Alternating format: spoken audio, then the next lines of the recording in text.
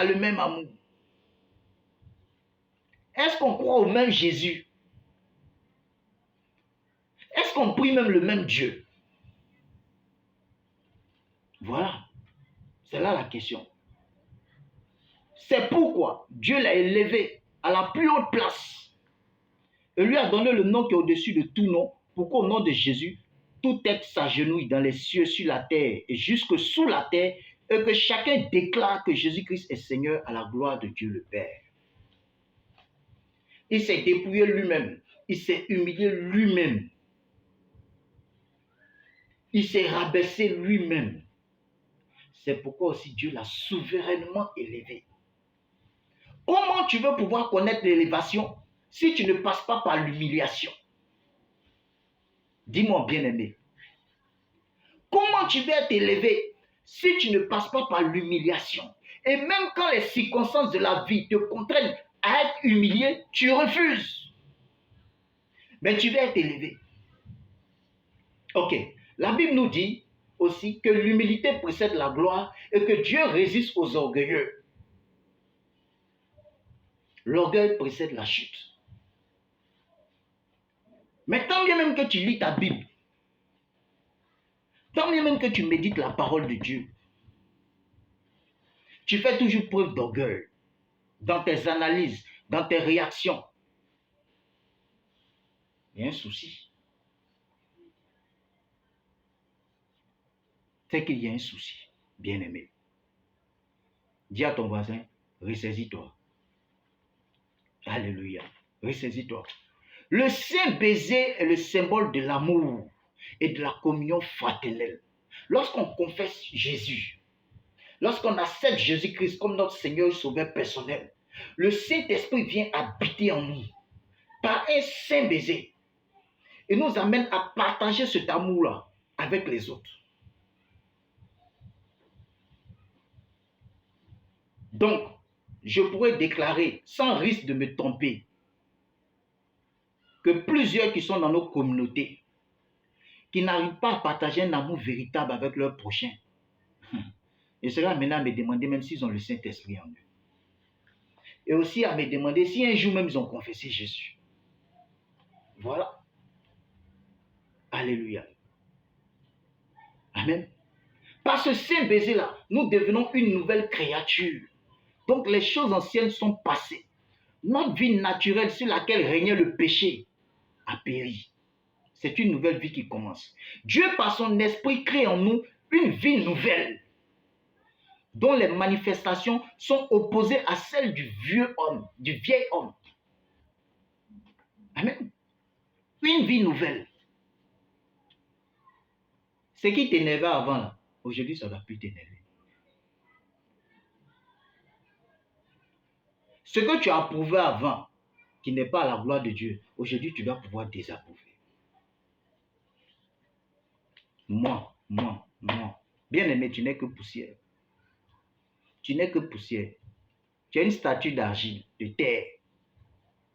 C'est parce que Dieu a soufflé son souffle de vie. Et cela a fait de toi une âme vivante. Sinon, tu n'es qu'une statue de terre. Donc, ressaisis-toi. Alléluia. Le souci, pourquoi nous n'arrivons pas à partager un saint baiser avec nos frères et sœurs, et que c'est plutôt un doux baiser que nous partageons, c'est parce que quand nous venons à Christ, nous refusons de nous séparer du vieil homme. Voilà. Nous voulons garder notre même nature. Voilà le problème. On donne de l'amour, mais ce n'est pas de l'amour véritable. Nous sommes hypocrites. Nous ne sommes pas sincères dans nos relations avec les uns et les autres. Et nous ne sommes même pas sincères dans notre relation avec Dieu. Et c'est triste. Alléluia. La véritable communion a foutu le camp.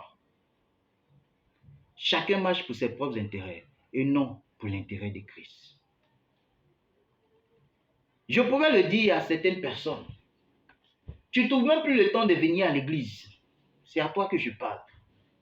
Tu ne trouves même plus le temps d'être dans la présence de Dieu. Tu ne trouves même plus le temps de te priver de nourriture, d'eau et rester dans la présence de Dieu.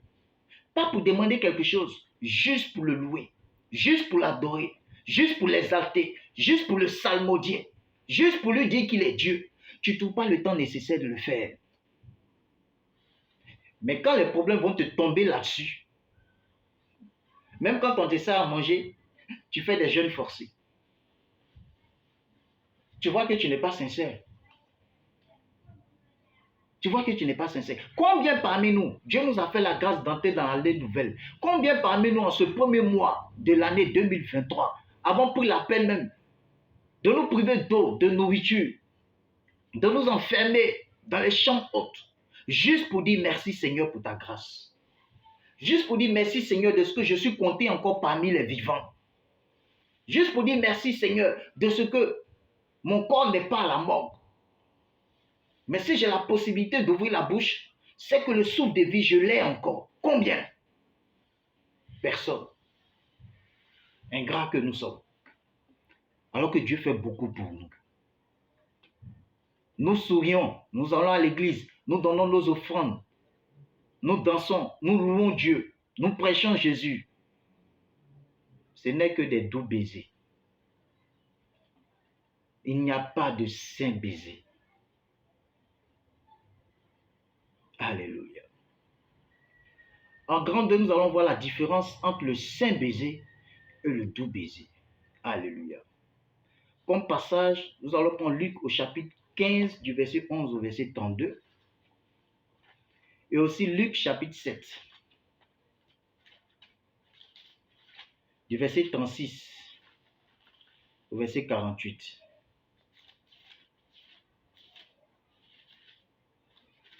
Amen. Je vais faire la lecture du premier passage, Luc chapitre 15 du verset 11 au verset 32.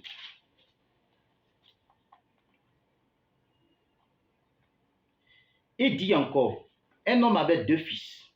Le plus jeune dit à son père, mon père, donne-moi la part de bien qui doit me revenir.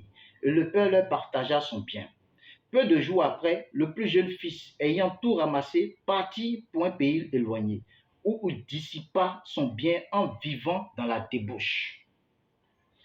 Lorsqu'il eut tout dépensé, une grande famine survint dans ce pays. Et il commença à se trouver dans le besoin. Il alla se mettre au service d'un des habitants du pays, qui l'envoya dans ses champs pour garder les pourceaux. Il aurait bien voulu se rassasier des carouges que mangeaient les pourceaux, mais personne ne lui en donnait.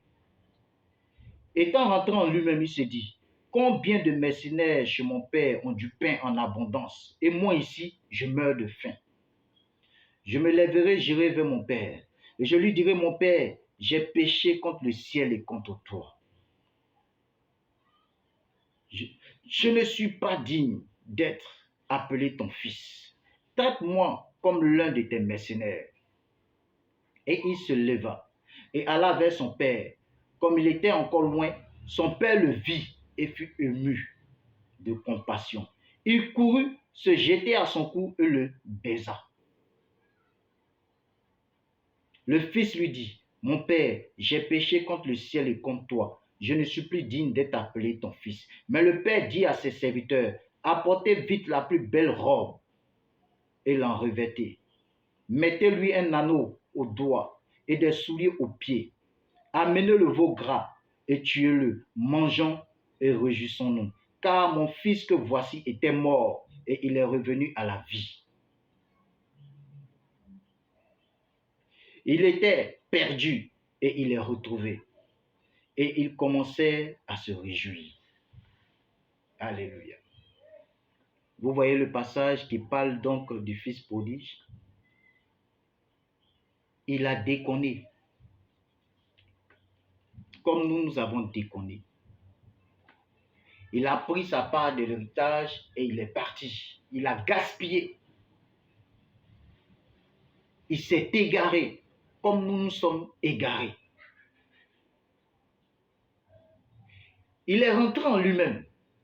Il a fait son mea culpa. Il s'est remis en cause. Et il a trouvé que ce qu'il a fait était mauvais. et qu'il fallait qu'il retourne vers son Père. Voici le début d'une véritable repentance.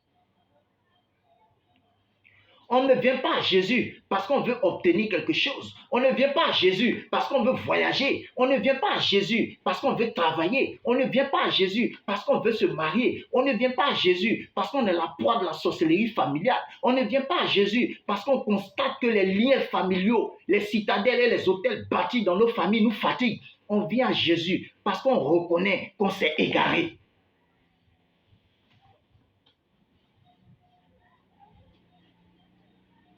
Est-ce que je parle à quelqu'un? Donne-moi un amen fort. On vient à Jésus parce qu'on a pris conscience qu'on s'est égaré. Parce que si tu viens à Jésus, alors que tu n'as pas encore pris conscience que tu t'es égaré et que tu viens à cause de ses intérêts, à cause de ses objectifs, à cause de ses soi-disant bénédictions, ça ne vaut pas la peine. Parce qu'il y a plein de faux prophètes en ville. Ça ne vaut pas la peine. Écoute, même si tu vas dans une croisade, une quelconque croisade, une soi-disant croisade d'évangélisation, avec un homme de Dieu qui a une onction interplanétaire, et que ton pied qui était coupé repousse,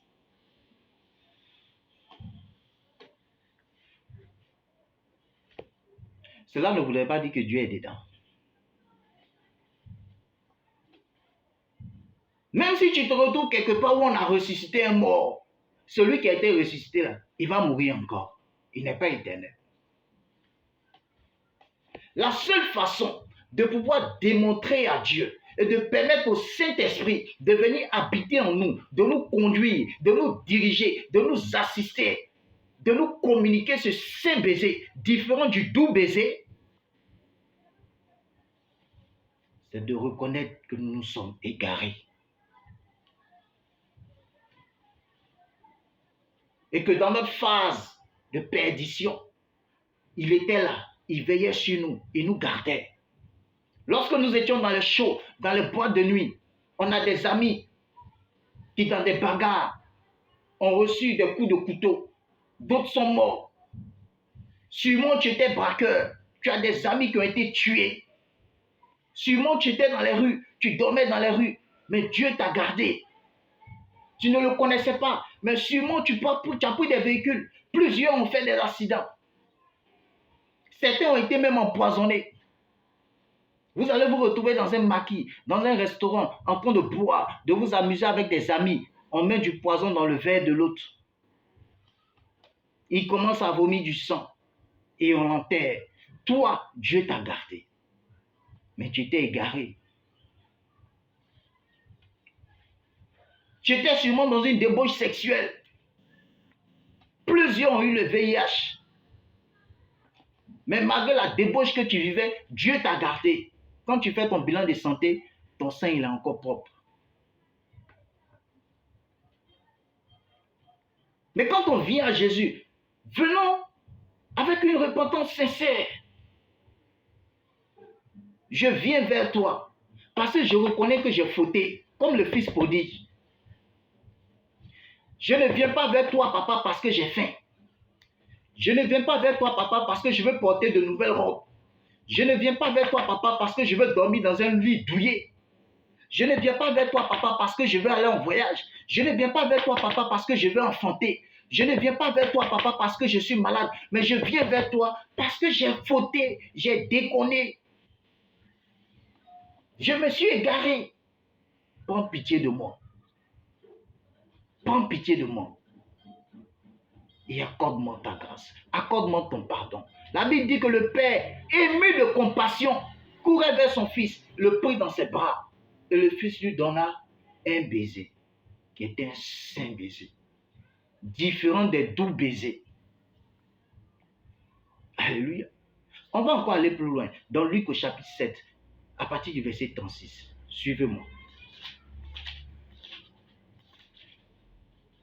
Luc chapitre 7, à partir du verset 36. Un pharisien pria Jésus de manger avec lui. Jésus entra dans la maison du pharisien et se mit à table. Et voici une femme pécheresse qui se trouvait dans la ville ayant su qu'il était à table dans la maison du pharisien, apporta un vase d'albâtre plein de parfums et se tint derrière, aux pieds de Jésus. Elle pleurait et bientôt, elle les mouilla de ses larmes, puis les essuya avec ses cheveux, les baisa et les oignit de parfum. Le pharisien qui l'avait invité, voyant cela, dit en lui-même, si cet homme était prophète, il connaîtrait qui et de quelle espèce est la femme qui le touche. Il connaîtrait que c'est une pécheresse. Alléluia. Jésus prit la parole et lui dit, Simon, j'ai quelque chose à te dire. Maître, parle, répondit-il. Un créancier avait 2 débiteurs. L'un devait 500 deniers et l'autre 50. Comme il n'avait pas de quoi payer, il leur remit à tous 2 leurs dettes. Lequel l'aimera le plus? Simon répondit, celui, je pense, auquel il a le plus remis. Jésus lui dit, tu as bien jugé. Puis se tournant vers la femme, il dit à Simon, vois-tu cette femme? Je suis entré dans ta maison et tu ne m'as point donné d'eau pour laver mes pieds, mais elle les a mouillés de ses larmes et elle les a essuyés avec ses cheveux. Tu ne m'as point donné de baiser, mais elle, depuis que je suis entré, elle n'a cessé de me baiser les pieds. Tu n'as point versé d'huile sur ma tête, mais elle a versé du parfum sur mes pieds. C'est pourquoi, je te le dis, ses nombreux péchés lui ont été pardonnés, car elle a beaucoup aimé. Mais celui à qui on pardonne peu, aime peu. Et il dit à la femme, tes péchés te sont pardonnés. Parole du Seigneur Tout-Puissant. Vous voyez, la femme pécheresse, quand elle est venue vers Jésus, elle s'est faite toute petite. Pendant que ceux-mêmes qui étaient à table avec Jésus, là, c'est aussi des pécheurs. Parce que nul n'est sans péché. Mais eux, le fait de se retrouver à table avec Jésus, ces pharisiens-là, se prenaient pour des saints. La pécheresse est venue. Elle est restée derrière Jésus. Elle s'est mise en genoux. Elle a commencé à pleurer. C'est avec ses larmes qu'elle a lavé les pieds du Seigneur. Avec ses cheveux, elle a essuyé les pieds et elle les a baisés. De quel baiser s'agit-il?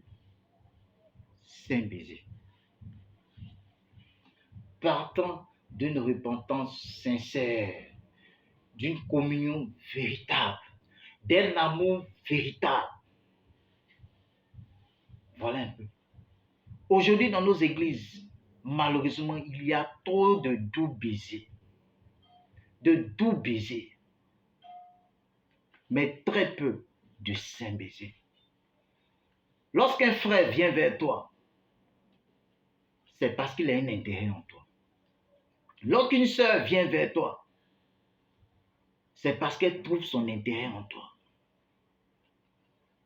Lorsqu'un serviteur te visite, c'est parce qu'il trouve son intérêt quelque part. Mais alors, où est l'amour dont parle le Seigneur? Où est l'amour dont parle le Seigneur? Violente question. Amen. J'ai eu à le dire, le saint baiser est le baiser donné par le Saint-Esprit qui habite en nous. Et nous exhorte à partager ce saint baiser-là avec nos bien-aimés. Parce que nous revenons d'un pays lointain. Ce saint baiser-là, c'est l'attitude de Jésus en notre endroit. Lorsque nous revenons à la maison. Quelle est la sincérité de notre repentance? Quelle est la profondeur de notre conversion? C'est cela. Parce que s'il n'y a pas de repentance, on ne peut pas parler de conversion. Je ne sais pas quels sont les enseignements qui sont véhiculés. S'il n'y a pas de repentance, on ne peut pas parler de conversion. Pour qu'on puisse parler de conversion, il faut que l'individu concerné fasse d'abord son mea culpa et soit conscient qu'il est en erreur, qu'il s'est égaré, qu'il est perdu, alors le salaire de son égarement, c'est la mort. Mais en venant à Jésus, en le confessant et en croyant dans son cœur que Dieu l'a ressuscité d'entre les morts, il a le salut. À partir de ce moment, démarre la conversion. Voilà. Voilà. Si la pécheresse venait, et puis elle venait s'asseoir à table pendant qu'elle n'est même pas invitée, et qu'elle se prenait pour l'un des invités, et qu'elle avait de ses manières, on allait la remettre dehors. Est-ce que Jésus allait pardonner ses péchés? Non. Mais quand elle est venue à Jésus, elle n'est pas venue à Jésus parce qu'elle souffre d'un mal, elle veut être guérie. Combien de personnes que le Seigneur a guéries durant son ministère? Mais est-ce que ça, c'est une conversion? Voilà. Ces personnes qui sont venues juste pour la guérison, là, est-ce que ces personnes-là ont pris conscience de leur état de pécheur? Voilà. Et c'est comme ça aujourd'hui, de nos jours. Beaucoup vont à l'église juste pour avoir satisfaction à leurs besoins. Beaucoup vont à l'église juste pour avoir des solutions à leurs problèmes. C'est tout. Ils ne vont même pas rencontrer le Seigneur. Partager ce saint baiser avec le Seigneur, ça leur importe peu. Quand tu les vois en train de partager un baiser, c'est un doux baiser. Il y a de la trahison, il y a du faux dedans. Des rapports intéressés. Il y a de l'hypocrisie dedans. Un manque de sincérité. Et c'est triste. Alléluia. C'est triste. Nous ne sommes pas sincères dans nos rapports avec les autres. Et nous ne sommes même pas sincères dans nos rapports avec Dieu. Mais bien aimé, tu peux tromper la vigilance d'un homme. Mais tu ne peux pas tromper la vigilance de Dieu. Par son esprit, ils sont nos cœurs et nos reins. Alléluia. Sors de cet amour conditionné. Sors de ces rapports et de ces relations intéressées. Marche avec le Seigneur des cœurs sincères et marche avec ton prochain des cœurs sincères. Le Seigneur sait ce dont tu as besoin. Il sait.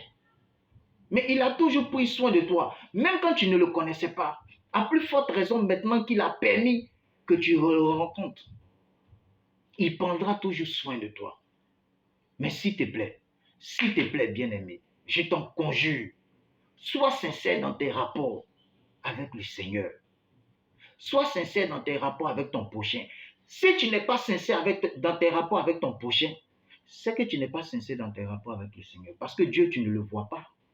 Mais si ton prochain que tu vois, tout est calculé dans tes rapports avec ton prochain, avec le frère, avec la sœur, avec le papa, avec la maman.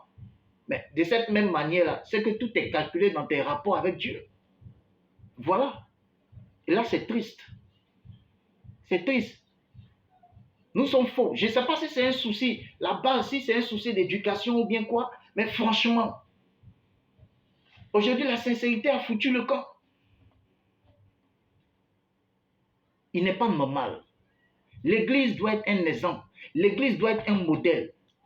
Il faudrait que ceux qui ne partent pas à l'église, quand ils regardent nos églises, quand ils regardent la véritable communion fraternelle qui existe, qu'ils nous prennent comme modèle, qu'ils nous prennent comme exemple et qu'ils aient envie de nous suivre.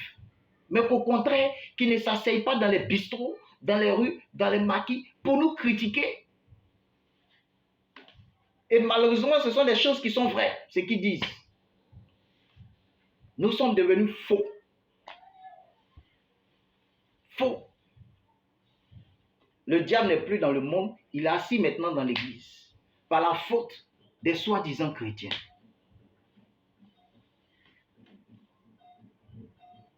Alléluia. Ressaisis-toi. Allons dans Jean chapitre 12 du verset 1 au verset 8.